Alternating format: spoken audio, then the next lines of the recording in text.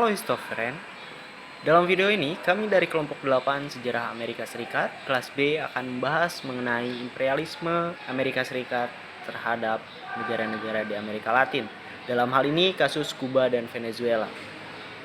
Dalam video ini kami akan membahas mengenai dampak dan juga perlawanan dari imperialisme Amerika Serikat serta hubungan kedua negara tersebut di Amerika Serikat. Selamat menyaksikan. Check it out.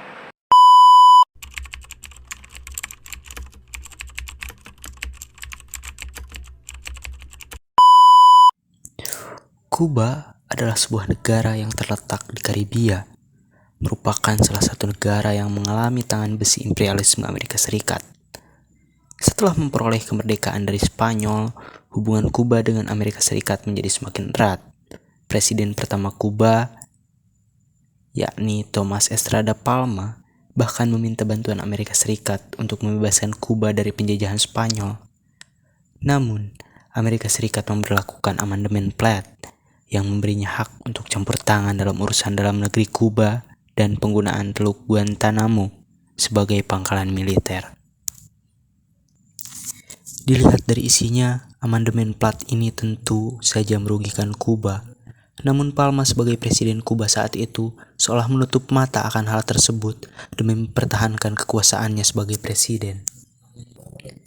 Pendudukan Amerika Serikat di Kuba tentu membawa pengaruh yang cukup signifikan.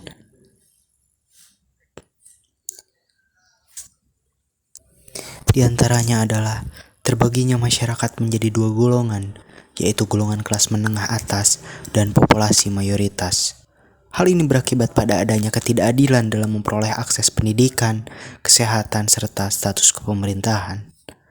Selain itu, korupsi yang dilakukan oleh Batista pada masa pemerintahannya. Batista banyak membuka perjudian guna membuka dan juga menarik perhatian orang-orang Amerika Serikat. Meningkatnya pengangguran serta tingkat pendidikan yang rendah. Kemudian sumber daya alam yang semakin menipis karena terus-menerus dieksploitasi, yang mengakibatkan munculnya revolusi Kuba. Revolusi Kuba terjadi sejak 26 Juli 1953 sampai 1 Januari 1959 di bawah pimpinan Fidel Castro. Tujuan dari dilakukannya gerakan revolusi ini adalah untuk menuruntuhkan pemerintahan Batista yang dianggap diktator dan otoriter, serta sebagai bentuk protes dari rakyat Kuba terhadap pemerintahan dan kebijakan-kebijakan yang dilakukan oleh Batista yang kerap kali melakukan korupsi, maraknya ketidakadilan sosial dalam kehidupan masyarakat, serta dominasi ekonomi yang dilakukan oleh Amerika Serikat. Revolusi ini berhasil menggulingkan pemerintahan Batista pada tahun 1959 dan membuka jalan bagi konfrontasi dengan Amerika Serikat. Tokoh yang berperan penting dalam revolusi Kuba tidak lain adalah Fidel Castro. Setelah berhasil menggulingkan pemerintahan Batista, ia mengubah Kuba menjadi negara sosialis yang berhubungan baik dengan Uni Soviet. Hal tersebut tentu dilakukan Castro agar Kuba dapat benar-benar terlepas dari pengaruh dan campur tangan Amerika Serikat.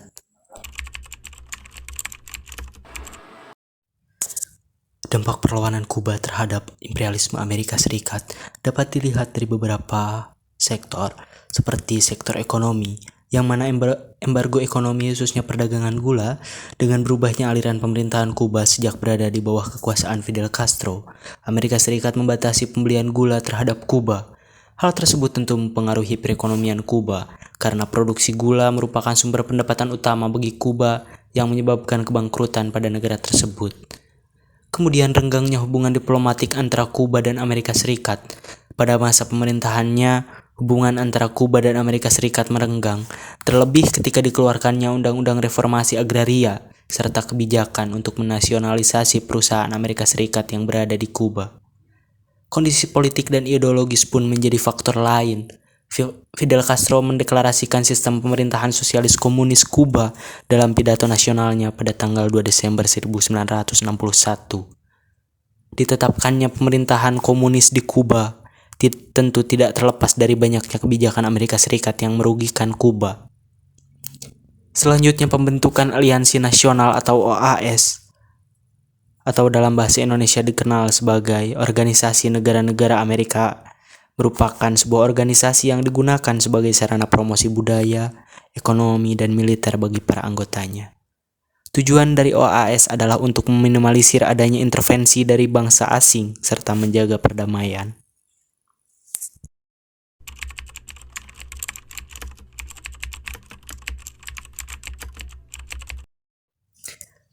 Selanjutnya kita akan menganalisis kasus yang terjadi di Venezuela. Pengaruh Amerika Serikat di Venezuela sebelum pemerintahan Hugo Chavez.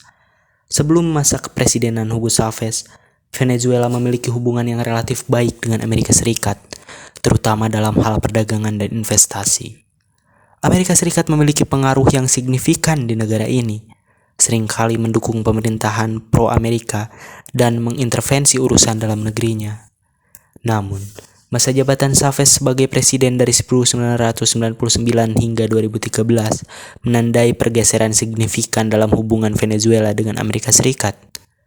Chavez dikenal dengan kebijakan sosialisnya dan penentangannya yang vokal terhadap imperialisme Amerika Serikat di Amerika Latin. Ia menasionalisasi industri minyak negara, membangun aliansi dengan pemerintahan anti-Amerika Serikat lainnya, dan mengkritik kebijakan luar negeri Amerika Serikat, terutama invasi ke Afghanistan dan Irak. Kebijakan-kebijakan Chavez di Venezuela seperti anti-imperialisme, nasionalisasi industri minyak, aliansi dengan negara-negara anti-AS, kritik kebijakan, serta menentang dominasi ekonomi dan politik, bertujuan untuk mengurangi ketergantungan negara ini pada Amerika Serikat dan lembaga-lembaga keuangan internasional seperti IMF. Hal ini memungkinkan Venezuela untuk memetakan arah yang lebih mandiri dalam pembangunan ekonomi dan politiknya.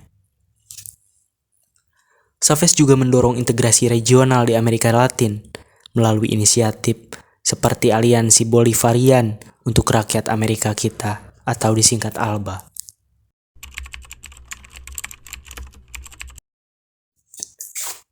Dampak perlawanan Hugo Chavez terhadap Amerika Serikat tentu berdampak pada sektor ekonomi. Chavez berhasil mengambil alih kontrol atas sumber daya alam Venezuela yang kaya, terutama minyak. Hal ini memungkinkan Venezuela untuk mengelola sumber daya alamnya sendiri tanpa campur tangan asing, terutama Amerika Serikat. Kemudian perlawanan Chavez terhadap Amerika Serikat juga memperkuat kedaulatan dan independensi Venezuela dalam mengambil keputusan politiknya, serta ekonomi tanpa campur tangan eksternal. Hal ini memberikan kepercayaan diri kepada Venezuela untuk menentukan arah pembangunan negaranya sendiri. Penguatan identitas nasional. Perlawanan Chavez terhadap Amerika Serikat memperkuat identitas nasional Venezuela dan semangat anti-imperialisme di kalangan pendukungnya. Chavez aktif dalam mempromosikan integrasi regional di Amerika Latin melalui ALBA, Alianza Bolivarian para los Pueblos de Nuestra America, dan Banco del Sur.